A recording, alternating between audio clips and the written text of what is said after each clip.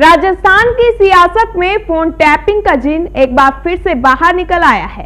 इस मामले में हाल ही में विधानसभा की वेबसाइट पर अपडेट किए बीजेपी विधायक कालीचरण सराफ के सवाल के जवाब के बाद 2 दिन से राजस्थान की सियासत फोन टैपिंग को लेकर जबरदस्त तरीके से गरमाई हुई है।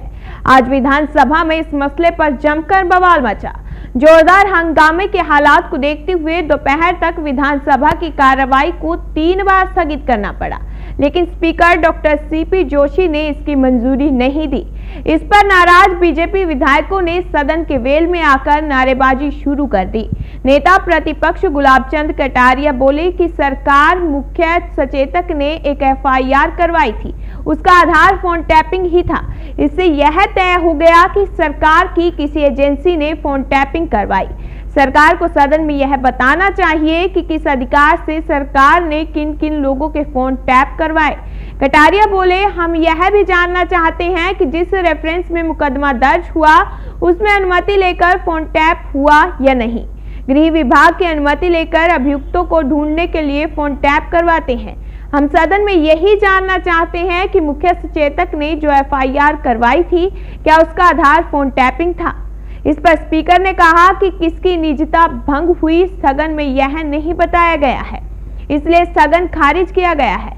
स्पीकर सीपी जोशी ने कहा कि फोन टैपिंग के स्थगन को मंजूरी नहीं दी जा सकती। अखबार सदन की कार्रवाई को प्रभावित नहीं कर सकते। उसके बाद सदन में लगातार हंगामा बढ़ता गया। नतीजतन अलग अलग चरणों में 3 बार सदन की कार्रवाई को स्थगित किया गया, लेकिन जैसे ही सदन वापस जुड़ता हंगामा फिर शुरू हो जाता। 2:10 पर चौथी बार जैसे ही कार्रवाई शुरू हुई, स्पीकर डॉक्टर सीपी जोशी ने फिर कहा कि विपक्ष सदन में गलत परंपरा नहीं डाले। अध्यक्षीय व्यवस्था को मैं रिव्यू नहीं करूंगा, आप तथ्य लेकर आएंगे तो मैं सरकार का वक्तव्य करवाऊंगा। उसके बाद स्पीकर ने हंगामे के बीच में ही अनुदान मांगों पर चर्चा शुरू कराई, लेकिन सदन में हंगामा जारी रहा। मैं आपसे अपील करूंगा, आप अपने स्थान पर जाएं, डिबेट होने दें, डिस्कशन होने दें, और आज ही जिन तथ्यों को आप लाएंगे उन तथ्यों के आधार पर सरकार का स्टेटमेंट दिलाने की मैं व्यवस्था करूंगा। के आसन को चुनौती नहीं देना चाहते। अध्यक्ष महोदय, जिस प्रकार के तथ्य सामने हैं, दुनिया के सामने हैं, राजस्थान की हुकूमत ने टेलीफोन टेप करवाए हैं। आप किसी भी रूप में, हमारा मंतव्य एक ही है कि इस पर एक बार सदन में चर्चा हो जाए, चाहे वो किसी रूप में हो, चूंकि ये प्रमाणिक दस्तावेज हमारे पास है जिसके आधार पर मुख्य सचेतक महोदय ने रिपोर्ट दर्ज कराई है टेलीफोन के एक पेन ड्राइव के आधार पर। इसलिए चर्चा करवाएं साहब इसमें, और चर्चा से पहले सदन के हम तो आपसे प्रार्थना करेंगे, चर्चा से पहले दूसरा कोई सदन के अंदर कार्रवाई नहीं ली जाए तो बड़ी अच्छी बात रही। गजेंद्र सिंह जी को एक्सपोज करना चाहते हैं, राठौड़ साहब गजेंद्र सिंह जी को एक्सपोज करना चाह रहे हैं। राजेंद्र जी राठौड़ गजेंद्र सिंह जी को एक्सपोज करना चाह रहे हैं।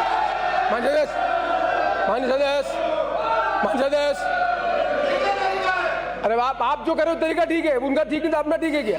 अपना ठीक है, अपना ठीक है, ये अपना ठीक है। मेरा काम मेरा है, आपको अधिकार नहीं है, आपको अधिकार नहीं है। डोंट टीच मी, आपको अधिकार नहीं है। आप भी वही काम कर रहे हो जो ये काम कर रहे हैं। मैं माननीय कटारिया साहब फिर आपसे अपील करूंगा, आप सबसे वरिष्ठ सदस्य हैं, संसदीय परंपराओं का आप जानते हैं।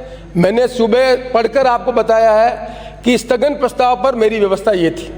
मैं फिर कह रहा हूं आपको, स्थगन प्रस्ताव के इतर अध्यक्ष के स्थगन प्रस्ताव को रिव्यू नहीं कर रहा हूं मैं।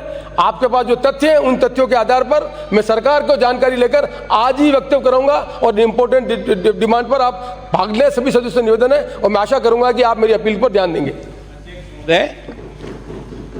न तो अध्यक्षीय व्यवस्था को हम चुनौती दे रहे हैं और न हम चुनौती देना चाहते हैं, पर मैं आपसे विनम्र प्रार्थना यह कर रहा हूँ कि विषय इतना गंभीर है, और जो तथ्य आप और मैं और सारी राजस्थान की जनता पिछले लंबे समय से जानती है, जिस डॉक्यूमेंट पे आई हुई है, हम चाहते हैं कि ऐसे विषय को छोड़कर हम लोग चर्चा में आएंगे, ये हमारे लिए भी संभव नहीं है। मैं चाहता हूँ कि अगर आप चाहें तो पहले चर्चा हो, फिर उसके बाद आप सदन चलाएं, हमें कोई एतराज़ नहीं। लेकिन मैं सोचता हूं कि इनको भी तैयारी करने के लिए, क्योंकि जिस प्रकार के डॉक्यूमेंट है, जिस प्रकार के इनको कागज़ लेने होंगे, विभाग से भी लेने होंगे, मैं सोचता हूं इनकी अपनी परेशानी को समझ रहा हूं, कि बिना तथ्यों के इकट्ठे के ये भी कोई जवाब एकदम सीधा दे देंगे, ये संभव नहीं है। मैं ये चाहता हूँ कि कल के लिए आप इस चर्चा के लिए कल रख दीजिए। आज हमारी अपनी भी मजबूरी है कि इतने महत्वपूर्ण विषय को हम ऐसे खाली तो नहीं जाने देंगे जिसके ऊपर सरकार कभी भी जा सकती है। जिन तथ्यों के आधार पर है, इस कारण से हम इसको इग्नोर भी नहीं कर सकते। हमारी भी अपनी स्थिति ये आई है कि जिन डॉक्यूमेंट के आधार पर एफआईआर दर्ज हुई और एफआईआर में जो रिकॉर्ड पर नाम पते आए हैं कि इन लोगों के वर्षन रिकॉर्डेड हुए हैं और उनके कारण से ये केस जो है वो एसओजी ने 3 एफआईआर दर्ज हुई है। इसलिए आप अपनी जगह, हम आपकी व्यवस्था को चुनौती नहीं दे रहे, लेकिन हम ये जरूर चाहेंगे कि ये बिना चर्चा के हाउस हम लोग चलने की स्थिति में नहीं है। एक मिनट, आप ये तो मानेंगे कि कोई भी तथ्य सदन के परव्यू पे नहीं है आप इस मोमेंट में? क्या आप ये मानेंगे? आपने स्थगन प्रस्ताव दिया, यही तो मेरे सदन में यही चर्चा है, इसी पर चर्चा होना, इस पर चर्चा संभव नहीं हो सकती। नए तथ्य आपने कोई सदन में रखे क्या? आप नए तथ्य रखेंगे तब मैं सरकार से जवाब लेकर तो स्टेटमेंट कराऊंगा। आप खुद सीनियर आदमी रहे, आप ये कहें कि तथ्य भी नहीं है और आप हाउस को एडजोन करें और हाउस डिबेट करें, मैं समझता हूँ कि परंपरा गलत परंपरा होगी। मैं फिर विनम्र निवेदन कर रहा हूँ आपको, फिर विनम्र निवेदन कर रहा हूँ, हाउस में आज ही चर्चा होगी। आप जो तथ्य देते हैं मुझे दें, मैं सरकार से तथ्य लेकर आज ही टाइम फिक्स करूंगा कि आज भी उस पर चर्चा हो, लेकिन ये प्री कंडीशन हो कि नहीं साहब हमारा इंपोर्टेंट सदन के पास क्या आज की डेट में कुछ भी नहीं है। आप जो एफआईआर है सदन के पास नहीं है। एफआईआर अगर बोलने की अनुमति देते तो हम सारी चीजें रख देते।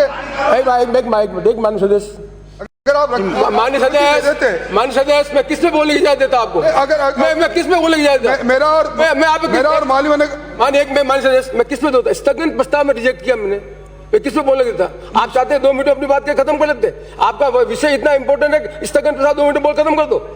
आपका स्थगन प्रस्ताव का इंपॉर्टेंट विषय, इसमें आपने कोई लिखा है? जो आपने एफआईआर के बारे में मेंशन किया है कि महेश जोशी की एफआईआर को नहीं लिखा आपने क्या?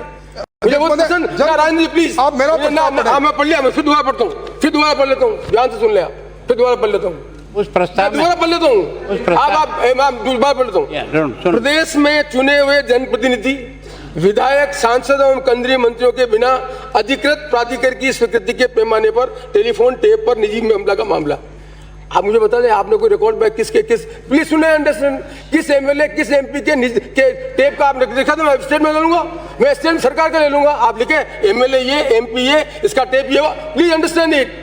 आप अभी हाउस में कुछ भी नहीं है, अध्यक्ष महोदय, आपके पास कोई भी जानकारी होगी आप ले कर दें। आप में आप मान सदस्य, आप मैं फिर निवेदन कर रहा हूँ, आपको नहीं बोलना है तो मुझे कोई तकलीफ नहीं है। आप चैम्बर में बुला लें हमें, मैं फिर आपको करूँगा, ये दस्तावेज है, ये दस्तावेज है आपको यहाँ डिस्कशन कर, या तो 2 मिनट रुक तो सकते हैं आप एक बार स्थगित करके इसको आपके कमरे में बात करें तो वो ज्यादा ठीक रहे। यहाँ इस प्रकार से सदन में आपसे बात करना उचित तो मैं आपको मैं इस अंडरस्टैंडिंग से हाउस को एडजॉर्न करता हूँ। आप मेरे सदन में आएंगे, तथ्य मेरे सामने लाएंगे, तथ्यों के आधार पर सरकार का ध्यान लाऊंगा, सरकार स्टेटमेंट लेकिन डिमांड होगी। ठीक है। सदन की कार्रवाई आधा घंटे के लिए स्थगित की जाती है।